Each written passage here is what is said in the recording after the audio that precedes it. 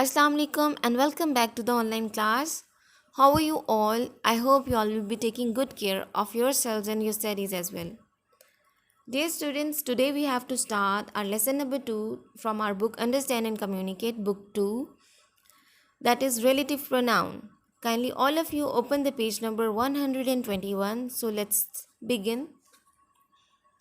Before telling you about the relative pronoun, let me first tell you about the main clause and the subordinate clause. Dear students, all of you know that a complex sentence consists of one or more clauses or a combination of main and a subordinate clause. What is a main clause? Actually, a main clause is a clause that makes sense on its own and can also exist in a sentence on its own. While a subordinate clause is a clause that does not make a sense on its own and cannot be a sentence on its own. Actually, the subordinate clause explains or completes the meaning in the main clause. So let me tell you that two or main clauses are joined by and, but, or. And, but, and or are the conjunctions. Let us see the example. Hasnan came to a party and celebration started. Here in this sentence, two main clauses are joined by a conjunction and. When a sentence consists of a main clause and a subordinate clause, they are joined by a subordinating conjunction, also known as subordinator, such as when, because, although, if, etc. Let us see the example. Internet shopping is very convenient today because it is Internet shopping is very popular today because it is convenient. Here in this sentence, because is the subordinator and it has joined the main clause and the subordinate clause. Now let me tell you about the relative pronouns. A relative pronoun is one which introduces a subordinate clause. It relates the subordinate clause to the noun to which it refers in the main clause.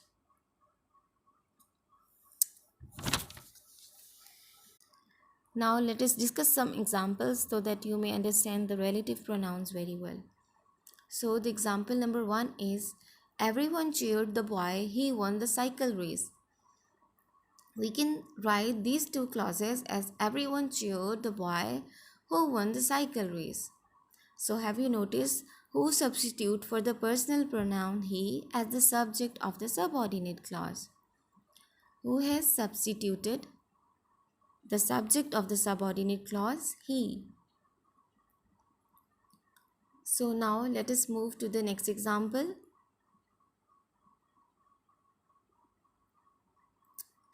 Our next example is we comforted the girl, her saving was lost in a fire. These are the two sentences or two clauses. We have to join these two by we comforted the girl whose saving was lost in the fire. Here you have noticed that whose substitute for the possessive adjective her. Now move to the third example. We saw an animated movie. It was very amusing. We can write these two sentences. We saw an animated movie which was very amusing. We have joined the two clauses by which substitute for the personal pronoun it as the subject of the subordinate clause. Have you noticed it was the subject of the subordinate clause? Now move to the fourth example, that is he likes the book, we gave it to him. And now let us see how we have joined these two clauses. He likes the book which we gave to him. Here in this example, which substitute for the personal pronoun it as the object of the subordinate. Now let us discuss one more example. Example number 5. This is the person I talked to you about him.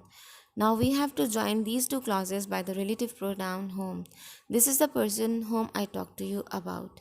Here in this example, whom substitute for the personal pronoun him as the object of the subordinate clause.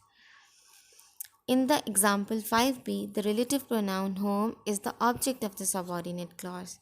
When the relative pronoun is the object, it may be omitted from the clause.